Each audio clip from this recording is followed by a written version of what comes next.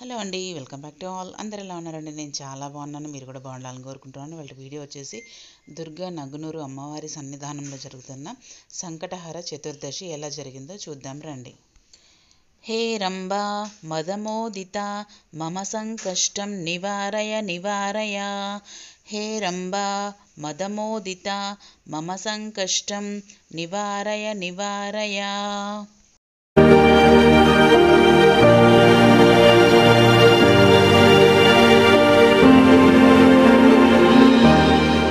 ఇది వచ్చేసి నగునూరులోని దుర్గా భవాని అమ్మవారి సన్నిధానంలో సంకటహర చతుర్దశి విశేషాలు అండి. సంకటహర చతుర్దశి అంటే ప్రతి మంత్కి ఎక్కువసారి వస్తుందండి. ఆ రోజు స్వామివారికి మనం ఏ కోరిక అయితే కోరుకొని విన్నవించుకొని పూజ చేసుకుంటామో మన కోరికలు సిద్ధిస్తాయనేది నానుడి అన్నమాట. సంకటహర చతుర్దశి రోజు సాయంకాలం పూట స్వామివారికి ఫల పంచామృత అభిషేకం చేస్తారండి. చాలా ఘనంగా విశేషంగా చేస్తారు.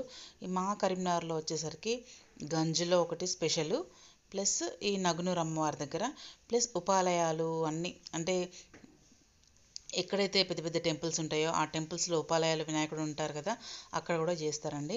మా విద్యానగర్లో కూడా చేస్తారు. మా ఏజెన్సీ షాప్ దగ్గర వచ్చేసి అక్కడ వినాయకుని దగ్గర ఫల పంచామృత అభిషేకం చేసి ఆ రోజు సాయంత్రం మనకు ఎప్పుడైతే చంద్రుడిని చూస్తామో అప్పుడు మనం ఒక్క పొద్దు ఇడవాలండి. అప్పుడు అంతవరకు ఏం తినరు, కొంచెంమంది టిఫిన్ చేసే వాళ్ళు చేస్తారు. బట్ ఏంటంటే సాయంత్రం చందమామని చూసిన తర్వాత ఒక పొద్దిడాలనేది ఒకటి నానుడి అనమాట. సో నేను చాలా సంవత్సరాలు ఉన్నాను, ఎందుకంటే నేను ఓపెన్ డిగ్రీ చేశాను అనమాట. ఓపెన్ డిగ్రీ రిజల్ట్స్ నాకు అనుగుణంగా రావాలన్న ఉద్దేశంతో దాదాపు 4.5 years నేను ఖచ్చితంగా చేశాను. 4.5 years 5 years వరకు చేశాను. దానికి తగ్గట్టు నేను ఓపెన్ డిగ్రీలో పాస్ అయిపోయాను, క్వాలిఫై అయ్యాను, డిగ్రీ పట్టా పుచ్చుకున్నాను. అది స్వామివారి దయ వల్ల. ఎందుకంటే నాకు క్వాలిఫికేషన్ వచ్చేసి 10th అనమాట. సో ఓపెన్ డిగ్రీలో నేను డిగ్రీ కంప్లీట్ చేశాను. ప్లస్ అట్లే ఎల్ఎల్బి కూడా కట్టాను, అందులో కూడా క్వాలిఫై అయ్యాను. సో ఇదంతా స్వామివారి దయ. ఒక్కసారి మనం వినాయకుడిని ఏదైనా కోరుకొని మొక్కుకుంటే మటుకు ఖచ్చితంగా జరుగుతుందండి. అందులో ఏ సందేహము లేదు. వినాయక స్వామికి సంకటహర చతుర్దశి రోజు పూజ చేసుకుంటే మీరు అనుకున్నది సిద్ధిస్తుంది. బట్ ఈ మధ్య కాలంలో ఉండట్లేదండి, కొంచెం ఆరోగ్యం బాగాలేదు. నేను ఒక పొద్దు ఉంటే మట్టుకు కొంచెం స్ట్రాంగ్గా ఉంటాను అనమాట, ఏం తినకుండా ఉంటాను.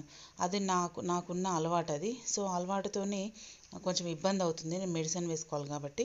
సో అందుకని చెప్పేసి ఓన్లీ ఎప్పుడైతే మంగళవారం వస్తుందో ఆ మంగళవారం రోజు మట్టుకే ఉంటున్నాను అనమాట. మిగతా రోజులు ఉండట్లేదు. సో కంటిన్యూ 4-5 years అయితే ఉన్నాను. దానికి తగ్గట్టుగానే నేను డిగ్రీ పాస్ అయ్యాను. స్వామివారి అనుగ్రహం కూడా దొరికిందండి నాకు. ఇదిగోండి స్వామివారి హారతి తీసుకున్నాక మళ్ళీ మీతో మాట్లాడతాను. స్వామివారి హారతి తీసుకోండి.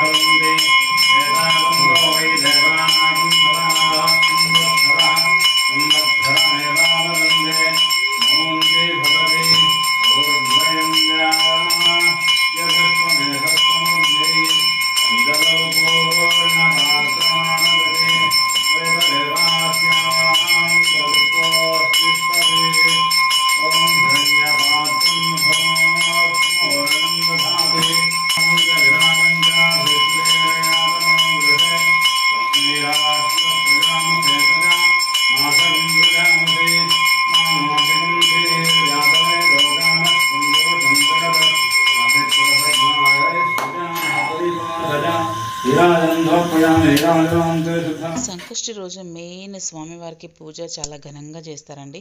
ఆ రోజు మనం ఈ మంత్రం చెప్పించుకుంటే ఇంకా మంచిది. నేను గంజులో విన్నాను, మనతో 21 మార్లు జపిస్తారనమాట. సో స్వామివారికి అభిషేకం చేసిన తర్వాత అలంకరించే టైంలో మనకి ఈ మంత్రం జపానికి ఇస్తారనమాట. హే రంభా మదమోదిత మమ సంకష్టం నివారయ నివారయ. హే రంభా మదమోదిత మమ సంకష్టం నివారయ నివారయ. సో ఇలా స్వామివారిని 21 మార్లు మనం జపించుకుంటే మనకి ఏ సంకటాలు ఉన్నా తొలగిపోతాయండి. సో ఇదండి ఇవాళ వీడియో. ఎలా అనిపించిందండి? చూసి like, share, comment and subscribe my channel. Bell icon press చేయండి ఫర్దర్ నోటిఫికేషన్స్ కోసం. థ్యాంక్స్ అండి. Thanks for watching.